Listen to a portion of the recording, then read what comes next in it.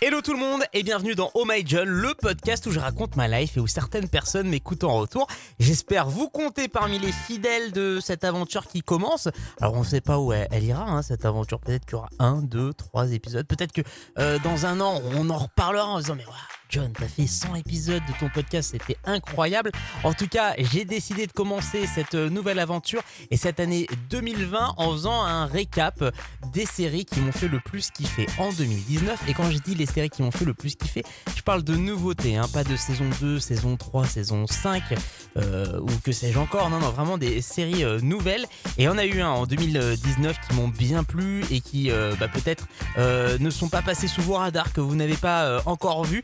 Voilà, mes petits conseils pour vous, avec pour commencer la petite pépite anglaise Years and Years. Alors, la description de cette série, elle est assez simple, c'est un mélange entre Black Mirror et This Is Us. Alors, pour ceux qui regardent les deux séries, vous vous dites, et ça n'a absolument rien à voir, Black Mirror et This Is Us. Oui, vous avez raison, mais Black Mirror, c'est pour le côté anticipation. This Is Us, c'est pour le côté familial, intergénérationnel. En tout cas, ça donne une série choc, presque pessimiste, mais assez juste sur ce qui pourrait arriver dans les prochaines années. Et contrairement à certains épisodes de Black Mirror, on est touché parce qu'on se sent vraiment proche des personnages et des situations. Il y a un montage qui est hyper dynamique, qui est fait tout au long de la série. Moi, je parlerai notamment des passages d'année en année où on vous met certaines images d'actualité. Alors, c'est des fakes, évidemment, tout ça n'est pas arrivé, ça reste de la fiction, mais ça permet encore plus de s'identifier à la situation et tout reste hyper crédible. Vraiment, je vous conseille de regarder cette série qui a été acclamée par la critique et par le public en Angleterre, et c'est encore disponible en France sur Canal+.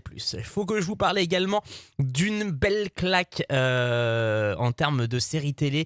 C'est une série qui est passée en France sur OCS. Aux États-Unis, c'était sur HBO. C'est la série Watchmen. Vraiment, je vous le dis, claque de l'année en termes d'écriture, de réalisation, de montée de l'action. Il y a tout qui est réussi dans cette série, alors que de base, je suis pas forcément un fan de Watchmen, parce que c'est un univers où il y a eu des comics, de nombreux comics qui sont sortis il y a plusieurs années, mais aussi un film qui a très bien marché dans le courant des années 2000. Alors moi, j'avais pas vraiment de souvenir du film, mais en tout cas, les bandes annonces et le teasing autour de la série m'avaient plutôt donné envie de me pencher dessus. Donc j'ai commencé et je dois vous avouer que j'étais assez déçu par les 2 premiers épisodes. J'ai pas compris grand chose, j'ai pas compris l'intrigue.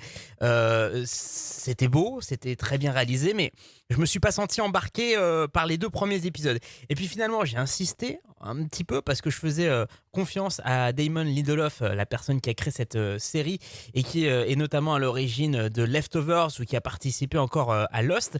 Et franchement, j'ai pas du tout regretté parce que, comme je vous le dis, la suite de la série est exceptionnelle. Crescendo, d'épisode en épisode, c'est devenu de mieux en mieux et la qualité a toujours été là jusqu'à la fin.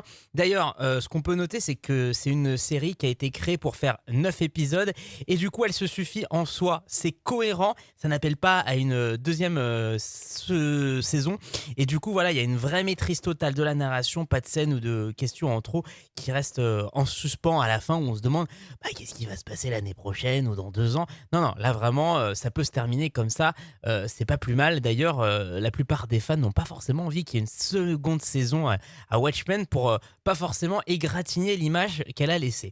Parmi les séries qui m'ont fait kiffer aussi, en 2019, il y a la série The Boys.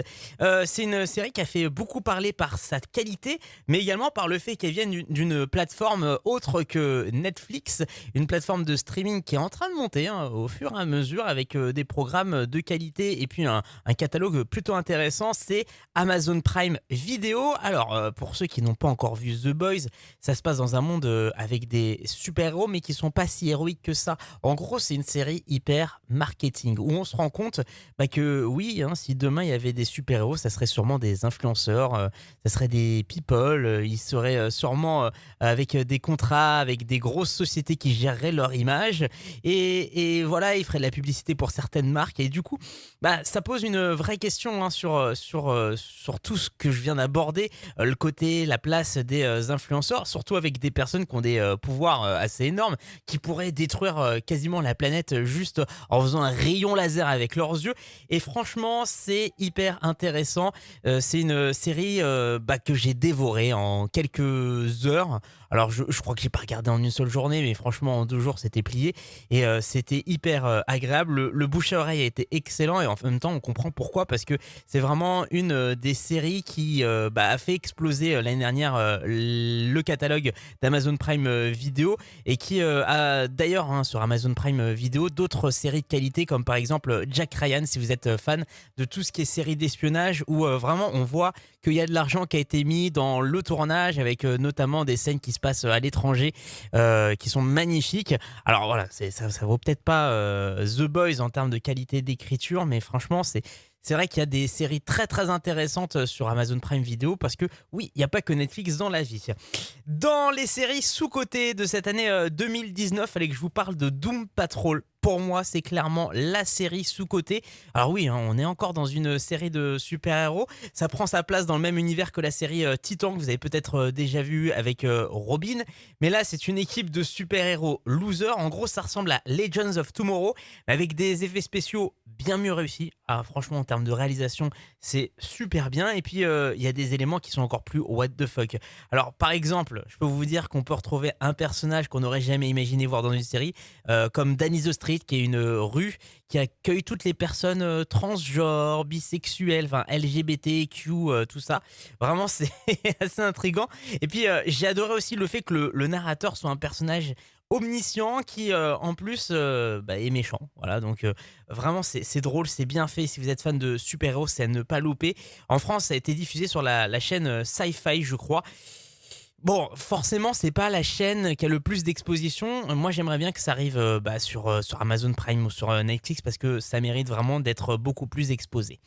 Je vais terminer par une série qui m'a beaucoup touché, qui m'a beaucoup ému. C'est la série When They See Us. Elle est sortie en même temps que Tchernobyl. L'impact, il a été un petit peu moins important. C'est vrai que tout le monde est resté sous le choc à la sortie de la série Tchernobyl. Et pourtant, cette série, elle est assez incroyable. Elle est très touchante. Moi, il y a quand même 2-3 trucs qui m'ont gêné et qui fait que c'est pas forcément ma série préférée de l'année 2019. C'est le côté un seul point de vue. Voilà, on a le point de vue des personnes incriminées. On a la sensation pendant tout le récit qu'ils sont forcément innocents, alors que moi, j'ai quand même quelques petites questions. Il y a certaines choses du récit qui m'ont fait me dire oui, mais potentiellement, peut-être que c'est qu'un seul point de vue. Bon, en tout cas, ce qui est sûr, c'est que la prestation des acteurs et l'injustice ressentie pendant toute la série fait que c'est assez intense. C'est parfois très suffocant, notamment l'épisode 4 qui a été un énorme coup de cœur avec une prestation d'un acteur incroyable que je connaissais pas qui s'appelle Jarell Jérôme. Il a eu des prix pour l'interprétation de son rôle dans la série. Faut savoir que c'est le seul personnage parmi tous les enfants qui ont été incriminés, qui passent plusieurs années en prison, qui joue à la fois son personnage jeune et puis adulte. Donc vraiment la métamorphose qu'il a dans ce rôle, elle est incroyable et vraiment je vous conseille, si vous l'avez pas vu, il y a que 4 épisodes, c'est disponible sur Netflix et vraiment c'est une série très très très très touchante et vous en ressortirez pas indemne, je pense, même si voilà, comme moi vous aurez peut-être des questions sur le point de vue qui a été utilisé pour cette série. Bon, j'espère que 2020 sera une année où il y aura encore plus de séries kiffantes. Ça a bien commencé notamment avec la série Messiah là, qui est sortie sur Netflix il y a quelques jours. Et je vais, je pense d'ailleurs faire une petite critique sur cette série si vous le voulez bien dans les prochains podcasts. En tout cas, n'hésitez pas à me dire, vous, les séries qui vous ont fait kiffer en 2020. C'est très simple, vous nous rejoignez directement sur la page Facebook Oh My John. Bref, profitez bien, bonne année et à très vite pour un nouveau podcast.